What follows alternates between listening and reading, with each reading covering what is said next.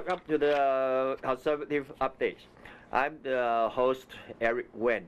Today we have Joe Rees with us, and he is Toronto chair of the GTA Bridge Building team. And hello, Joe Rees. Yep. Can you tell our TV audience and about yourself? Yes, well, I was born in British Guyana, but I grew up in England. I came to Canada in 1995 as an immigrant. Yep. Okay, and can you tell our audience about the present situation of the Liberal government? The Liberal government. Right. Well, I would say the Liberal government is in a desperate state right now. Yes. They are trying to cling to power without principle. They have no moral authority to govern this country. Yeah. Because we know that they are in a state of absolute scandal-ridden situation. Yep. So their position now is to cling to power at any cost. And finally, they're trying to make a pact with the NDP, which may prop them up for another period of time. But we've seen in history, we've seen in other countries that these pacts do not last, because they're driven by self-interest, and they're never really with the best interests of the country in mind. Then what is the reaction of the Conservative Party? Well, you know, a great man once said, if you want peace, you have to prepare for war. And I think the situation now is we're preparing to do battle, because this country deserves it, and the citizens of this country demand it. I think we must be prepared to go to the country and give an alternative to this scandalous, this corrupt-ridden Liberal government. Okay, and today we have the lunch with this our party leader, and he is addressing to the Indo-Canadian Chamber of Commerce, and I saw you there. Can you tell our audience about what our leader really say? Well, I think the future Prime Minister's speech was split into three parts. All right, I think the first part talked about the scandals, because he had to do that, because he knows that it's got to be kept at the forefront. Right. We've got to be reminding people at every step that this is the reality of the situation we're living in right now. Yep. And therefore he mentioned the scandals, which we expected him to do, and he did very well. The second part of his speech went on to talk about the values, and because he was talking to the Indo-Canadians. Yes, he talked there about their values, and because, you know, for a long time the Liberals had us believe that Liberal values were Canadian values. Yeah. And Canadian values were Liberal values. Right. But, you know, we have a situation here where we look at the Liberals, when we find corruption, we find sleaze, we find scandal one after the other, we find mismanagement, and I'm sorry, but these are not our values. We have come to this country, many of us as immigrants, to work hard, to raise our families, and to live with the values that we inherited from our ancestors. And on that point, and these are in fact Canadian values, which are our values. Right. And these are conservative values. Hard work, you pay your taxes, it shouldn't be as high as they are today, and that's something else we need to address. But these are our values. And one of the values that I think that we, most of our immigrants bring to this country is, of course, the values of marriage that keep the fabric of our societies together. Yes. And he talked about that in terms of our position. And our position is very clear. We see human rights as something that is an entitlement of all human beings. Mm-hmm. And the gays and lesbians in our society are human beings, and they are entitled to all the rights. The rights to separate, the rights to inherit, the rights to make decisions when your loved one is on a deathbed, all the rights, even financial rights that are due to everyone else from the government. These are rights, and these are rights that they should sue for, and these are rights that they shouldn't have to sue for. These are rights that they should have. Yeah. But in Canadian law, you cannot sue for the right to a word. The word marriage, that's quite a separate issue. They can have all the rights, but the word you cannot sue for. And that is Canadian law. And that word marriage, I'm afraid that is sacred to thousands and thousands of people for thousands and thousands of years. Yeah. So as a compromise, our leaders talked about using the word civil union. That's Now, right. I feel that I yes. feel that if the court, and no court has ever been asked this, but if the courts and if the judges, unelected though they are, but if the judges were asked to decide on the constitutionality Yeah. of the civil union, Mhm. affording all the rights that go with that, Yeah. they would say it is constitutional. And that has never been asked of the courts yet. So that is our position, and he made that clear. And I think he found favor with a lot of the majority of the immigrants who were in that room today. Yeah. But of course, the thrust of the speech Yeah. was on immigration and immigration policy. Yeah, I think that's what I heard. And from the headquarters, I aware they did mention we are ready for the elections, and they did mention about May 15th. All our 308 writings has to be ready, and the nominations meetings has to be finished. And can you tell us what the situation in the GTA right now? Yes, of course. Since you are the Well, Toronto chair. Yeah. The point is we have to have nomination races in 209 ridings.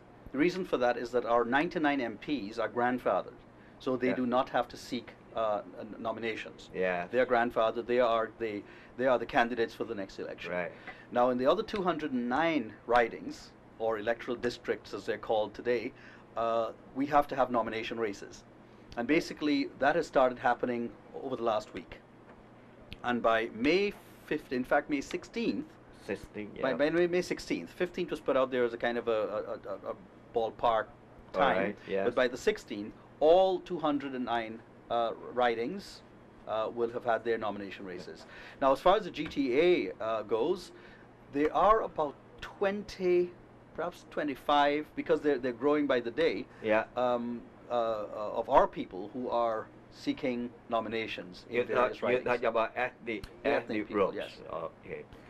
And since that there are 24 elected MPs right here In the Ontario. Conservative Party, right? Yeah.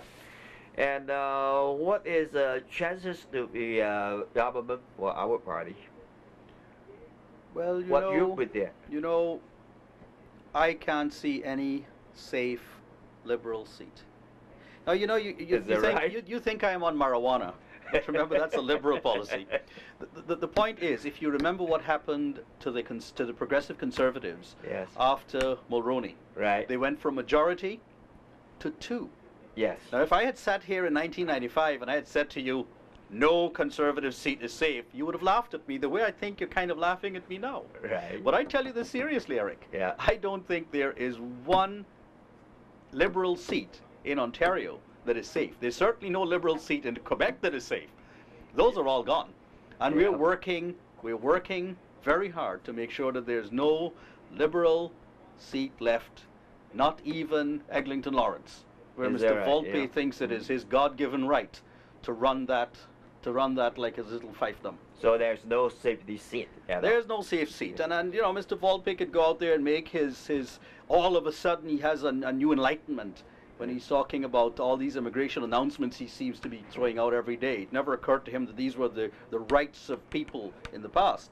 But I don't think that'll save him. I think there is no safe Liberal seat. And I hope too, when we come to it after June 27th or whenever, I hope 2 is a big number and they don't even have that many. So obviously, this time there's a tie against Liberal, obviously, right? It's a tsunami. my friend. Tsunami. It's a tsunami. Is that It's a right? tsunami. In the nicest way, it's a tsunami.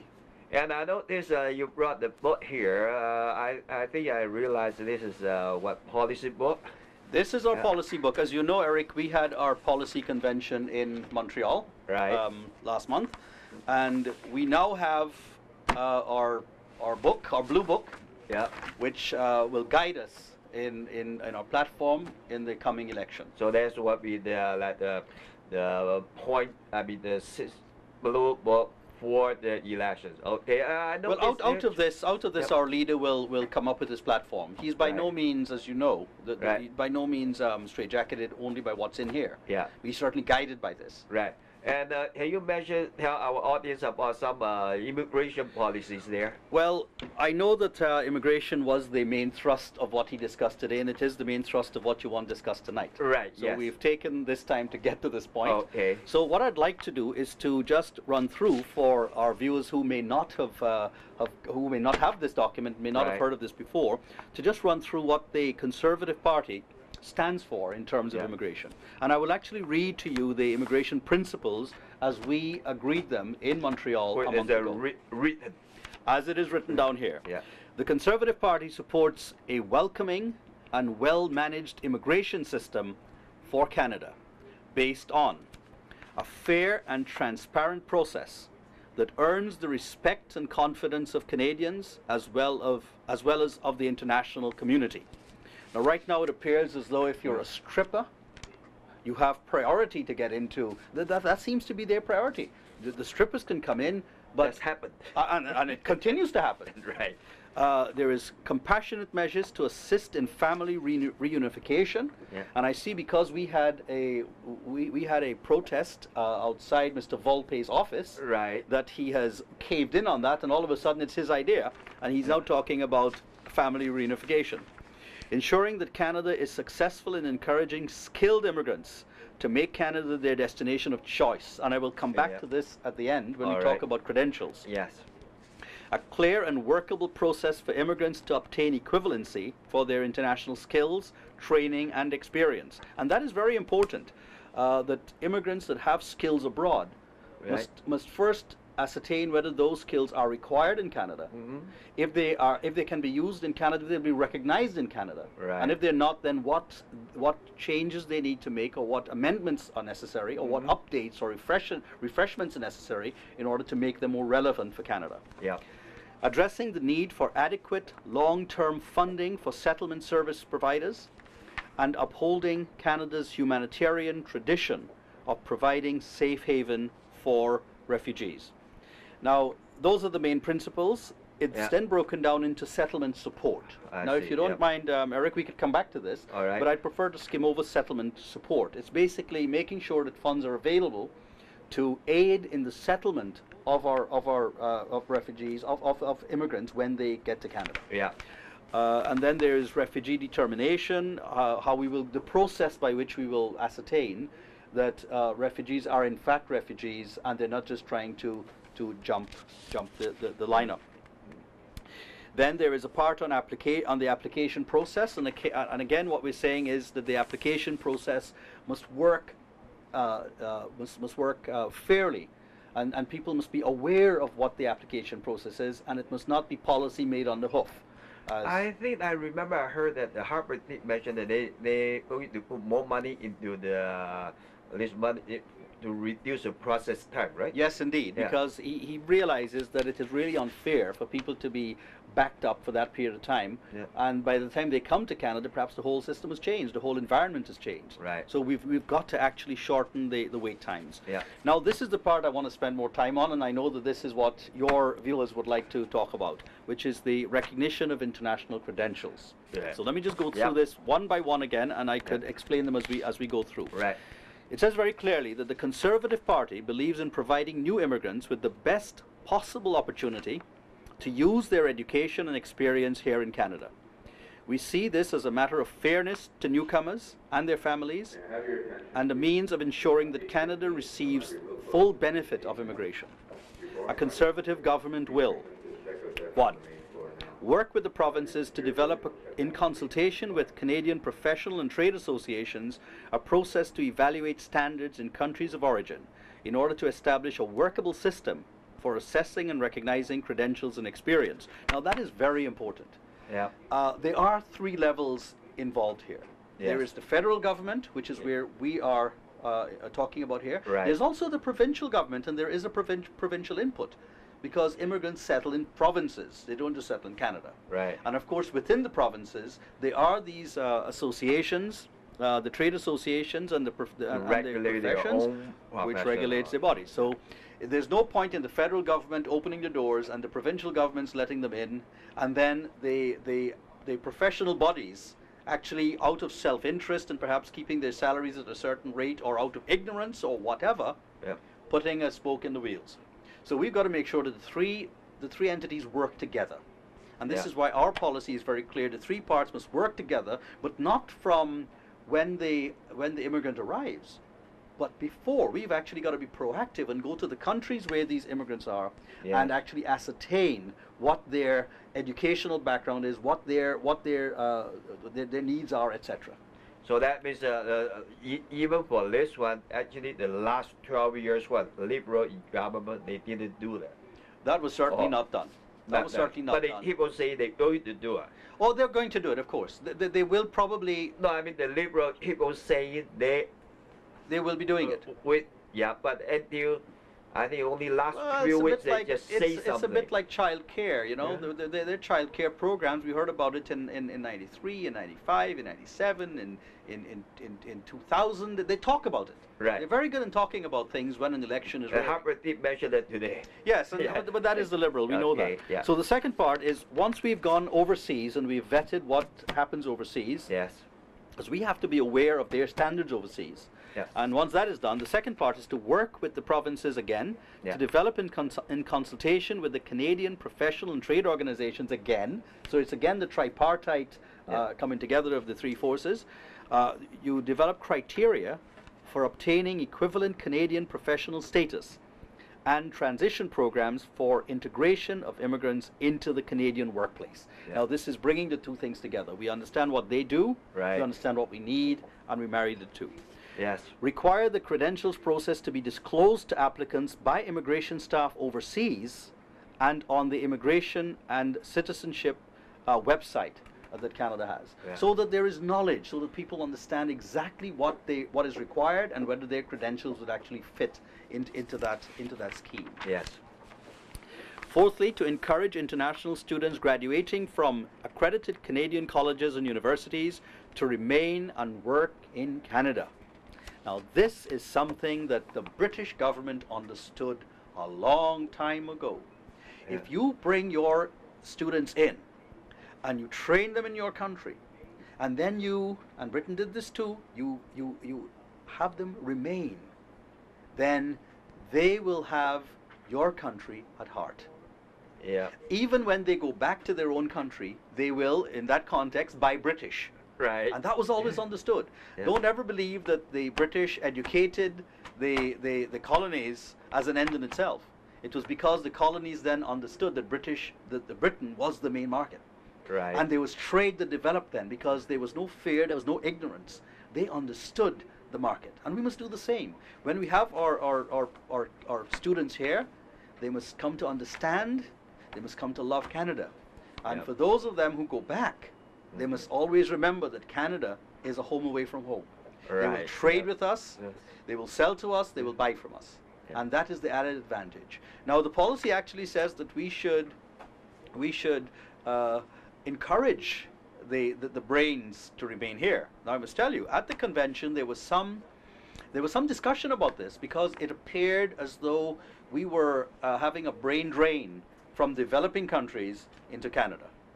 But you know, selfishly looking at this, the countries that they come from will also benefit as they have their interplay with their own country.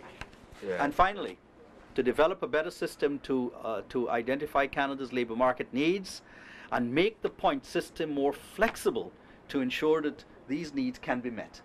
Because there's no point in having an inflexible point system, so that when your environment changes, when your situations change, Right. the point system doesn't change with it.